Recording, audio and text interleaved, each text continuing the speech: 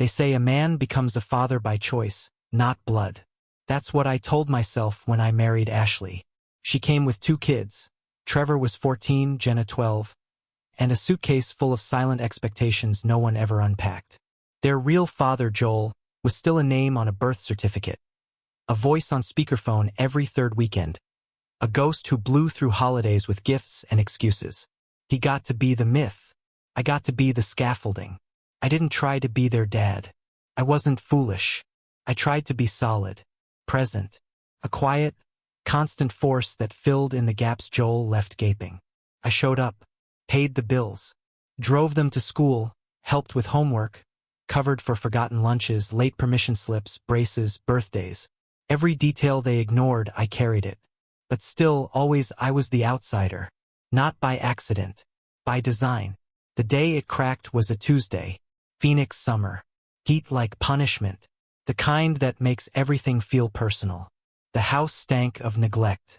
Dishes bloomed with flies in the sink. Couch cushions spilled onto the floor like an animal had torn through. Someone had spilled soda across the rug. No one cleaned it up. I stood in the center of it all, the wreckage of a home I paid for, and asked, "Who's going to clean this?"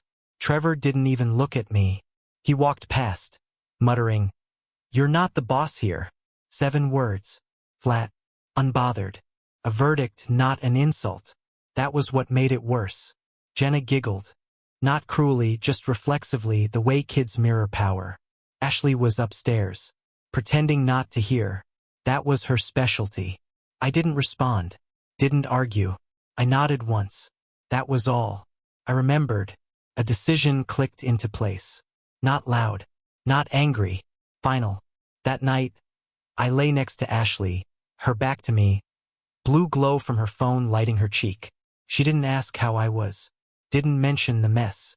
Didn't care to notice the silence had changed shape. I stared at the ceiling and thought about everything I did that no one saw. Every late-night emergency grocery run. Every extra shift I took to keep them in shoes that fit. Every time I said yes when Joel was too busy, too broke, too gone. And for what? The next day I stopped. Stopped asking who left dishes in the sink. Stopped pointing out garbage that needed taking out. Stopped restocking the fridge. I canceled the grocery delivery. Let the Wi-Fi lapse. I removed my card from the kids' phone accounts. No more reminders about school projects. No more shuttling them around when they couldn't be bothered to say thanks. I stopped managing their chaos. Because if I wasn't the boss here, I wasn't the janitor either. Took 2 days before Jenna noticed. She opened the fridge and frowned. "Where's the yogurt?" I looked up from my coffee. Must have run out. No follow-up. She closed the door like she wasn't sure what had just happened. Trevor found me the next morning. "The Wi-Fi's out." I nodded. He blinked. "Can you reset the router?" "No." His eyes narrowed. "Why not?" "You said I'm not the boss here. Guess I'm not the tech support either." He didn't respond. Just left. I heard him whispering with Jenna down the hall. Saturday, I spent 4 hours fixing the backyard fence in 95 degrees. No one asked where I was. No one offered water. When I came in, Jenna was eating cereal straight from the box. Trevor was playing a game on his phone using cellular data. Ashley was folding laundry like the walls weren't collapsing. Still, no one asked me anything. By the next week, the garbage smelled like death. Sticky floors, empty fridge, dull silence. I stayed silent too. Jenna left a note on the counter. "We need food." I wrote back on the same scrap of paper. "We." Monday morning, Trevor banged through the kitchen. "Why hasn't my phone bill gone through?" I got a warning text. "Check with your provider," I said. "I thought you set it up?" "I canceled it." "You didn't even tell me. You said I'm not in charge. Why would I manage your phone plan?" His mouth opened, then closed. He left. That night, Ashley finally broke. She stood in the doorway of the garage while I was oiling an old wrench. "What's going on with you?" I kept my eyes on the tools. "Nothing. You're acting like you don't care about this family." "I do care. That's the problem. I cared too much for people who only noticed me when I wasn't doing enough." She crossed her arms. They're kids. You're the adult. I know. That's why I stopped arguing with them. I'm not here to beg for respect. You're punishing them. No. I'm stepping back. You all made it clear I was never really part of this.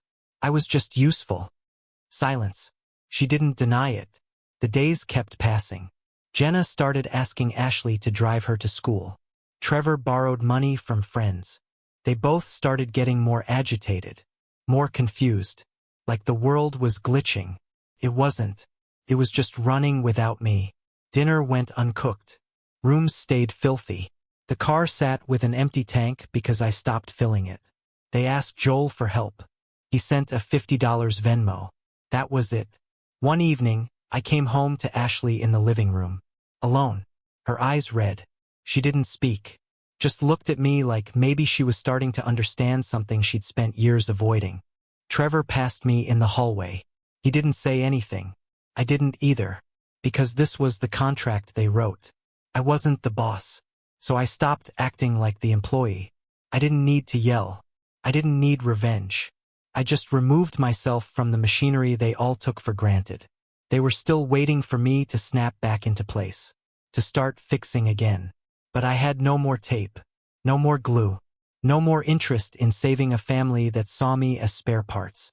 I was done playing the role they refused to recognize. Done cleaning up the messes made by ghosts. And for the first time in years, I slept through the night. Took about 6 weeks. 6 weeks of silence. Of empty milk jugs left in the fridge like it was someone else's problem. Of Trevor microwaving frozen burritos every night. Of Jenna pretending she didn't notice the smell of rotting trash in the summer heat. Of Ashley retreating into work and wine and pretending the house was just going through a rough patch. And then the mailbox snapped it all in half. Ashley brought the envelope in. White, thick, red ink on the front.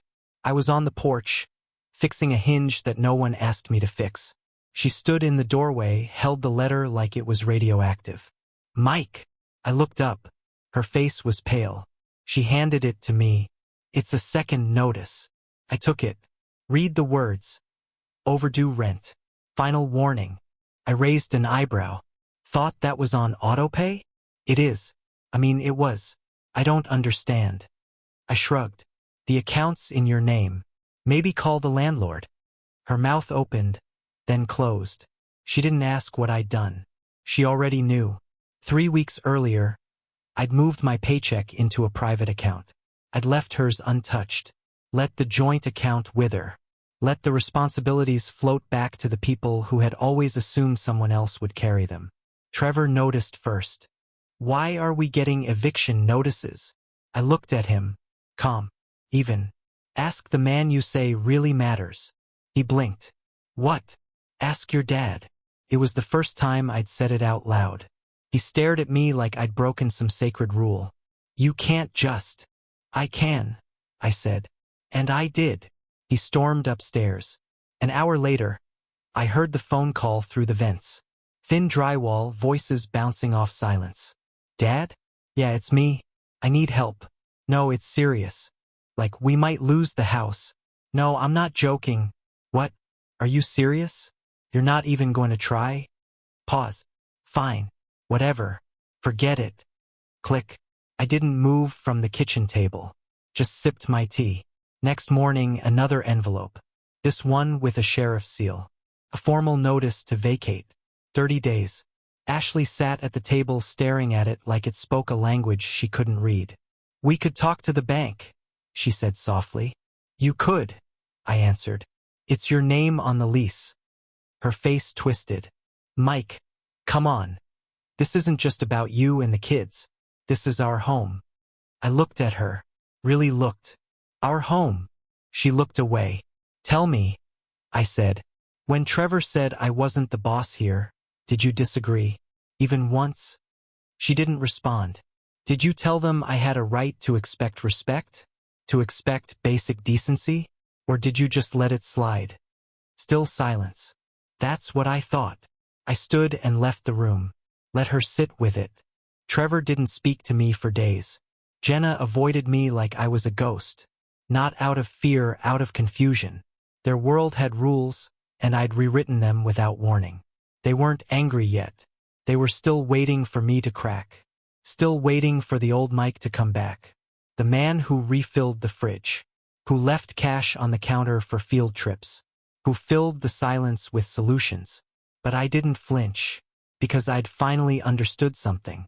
You don't owe loyalty to people who see your presence as a favor, not a foundation. Ashley called Joel that Sunday. I watched from the hallway. She paced the living room, voice hushed and tense. Yes, it's serious. No, this isn't his fault. They're your kids, Joel. No, I can't cover everything alone. I didn't call to argue. I called because they need help. More silence. Her shoulders sagged. Then what do you suggest? She snapped. Pause. Her voice dropped. Broken. Right? Of course. You're going through a tough time. She hung up. Trevor asked her how it went. He said he'd try. She lied. I said nothing. Because I knew that phrase. I'd heard it for years. He'll try. Like trying paid rent. Like effort-filled pantries. Like promises ever turned into groceries. The following week, Trevor knocked on the garage door. I was at my workbench, replacing a rusted hinge. Mike! I didn't look up. Yeah. He hesitated. I know we've had issues, but this is serious.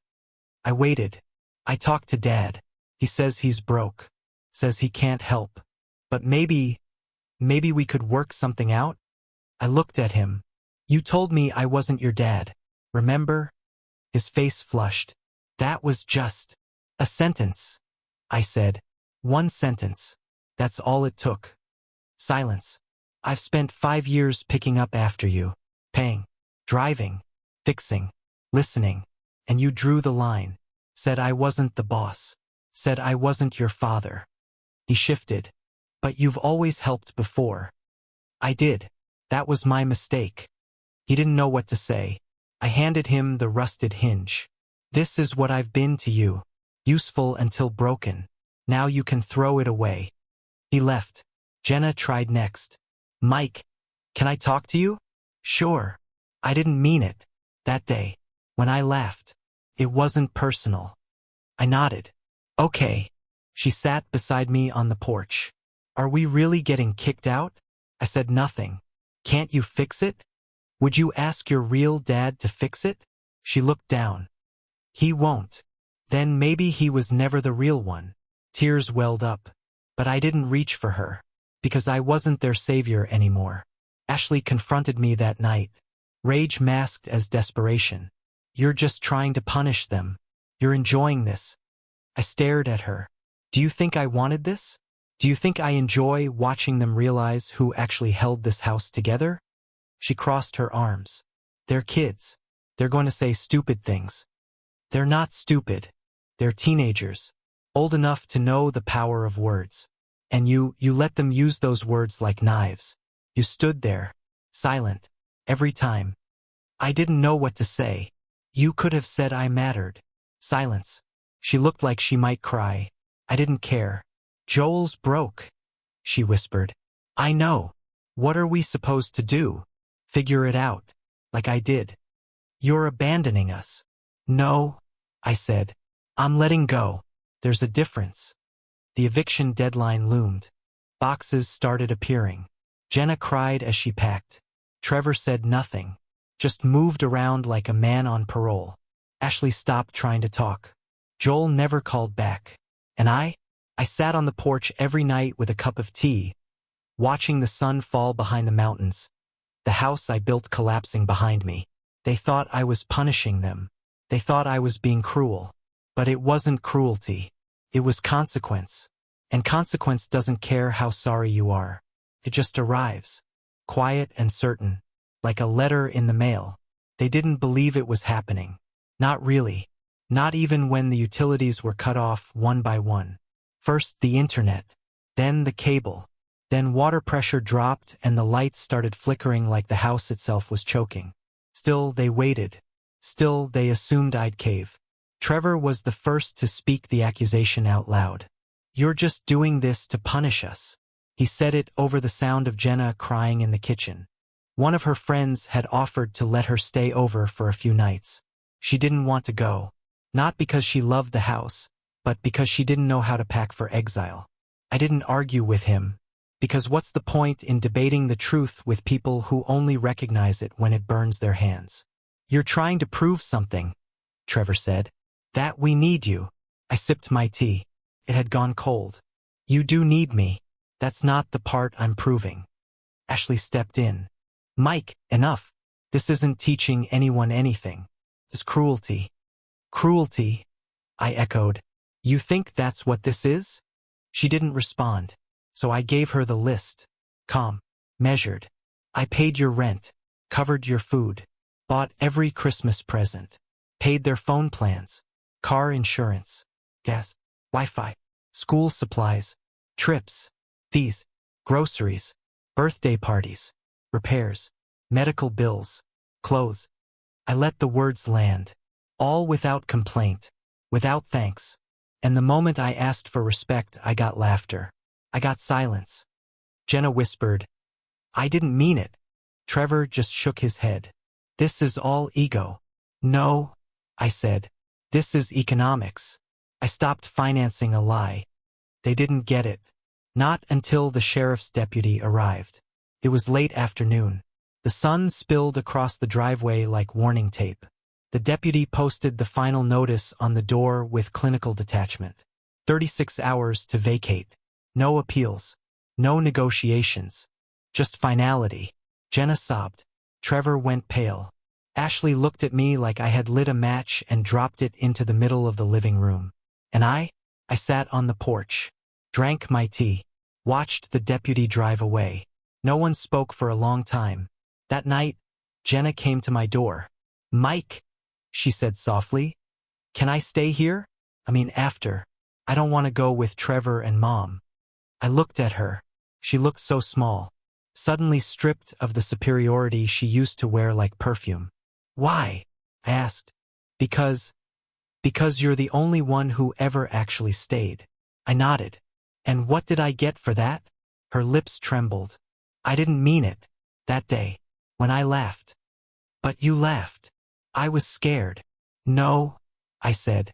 You were comfortable. She started crying again. I can't go live with Dad. He doesn't even answer texts. Then ask your mom. She just wants to fix it. Make it like before. I looked her in the eye. There is no before. And I closed the door. Trevor didn't cry. He got angrier. Started pacing the halls, slamming drawers, stomping. He wanted a fight. Needed someone to tell him he was right, that this was unfair. I didn't give it to him. He stopped me in the hallway. You're a coward, he spat. No, I said. I just stopped lying to myself. You're abandoning your family. No, I said. You made it clear I wasn't your family. He recoiled like I'd struck him. Jenna's a kid. She's old enough to know what respect looks like. She said sorry. Too late, I said. He stormed off. Ashley confronted me in the bedroom. Mike, please, just help us get through this. We'll figure it out after. There is no after, I said. What are you saying? I'm saying this house is a mirror, and you've all seen yourselves now. I didn't do anything. You did nothing. That's the problem. She started crying, and I didn't care, because her tears were currency she'd saved for too long. And now they were worthless. The next day, bags started stacking by the door. Trevor tried to carry too much at once. Jenna sat in the car, hugging her knees. Ashley avoided my eyes. The SUV pulled up late. Joel, Biodad, Savior on 4 bald tires and a check engine light. He got out, looked around at the bags, at the peeling paint, the dying yard, the ghost of the life I'd held together with my bare hands. He didn't say anything to me. I didn't speak to him.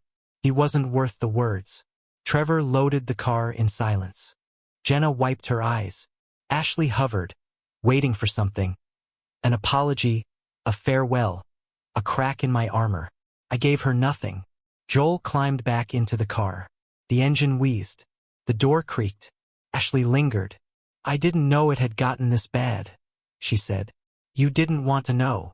We were ungrateful. I nodded. She opened her mouth to say more, but Joel honked. She left. The car disappeared down the street, and the house was quiet again. I didn't pack, didn't run. I stayed, because I'd been the one holding it all up. And now that the weight was gone, the air felt clean. That night, I slept with the windows open, listened to nothing, because finally, the chaos wasn't mine to fix. I wasn't angry. I know that's what they think, that all of this was revenge, that I did it to make a point, to punish them, to burn everything down because I couldn't stand not being adored. But that's not it. I'm not angry. I'm just not a volunteer anymore. There's a difference. Anger is what you feel when something unexpected happens, when you're betrayed by surprise. But nothing about this surprised me. Not Ashley's silence. Not Trevor's contempt. Not Jenna's laughter that day in the living room. I'd been training for this moment for 5 years. I just didn't realize the class was in session. The truth is, I had been laying down bricks in my own coffin. One act of service at a time. One overlooked insult. One more late bill I covered without being asked. One more school event I showed up for while Joel posted vacation photos from Cancun. I wasn't their dad, I was their life support system. And the thing about life support is that nobody appreciates it until the plug gets pulled. After they left, the house felt like a museum. Their rooms still held the outlines of them. Posters curling off the walls. Scuffed baseboards. Forgotten socks in corners. It should have felt hollow. Instead, it felt clean. No music thumping behind closed doors. No shoes kicked across the hallway. No half-empty cereal boxes shoved back into the pantry.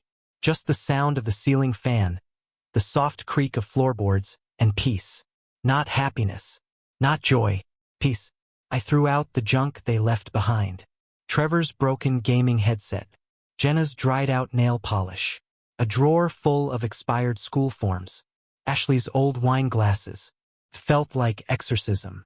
Neighbors asked questions, of course. Suburban curiosity is dressed in concern. Everything okay, Mike? Yeah. House just got lighter. You need anything? No. I'm good. And I was, because for the first time in years, I wasn't bleeding invisible. You don't realize how heavy resentment is until you set it down.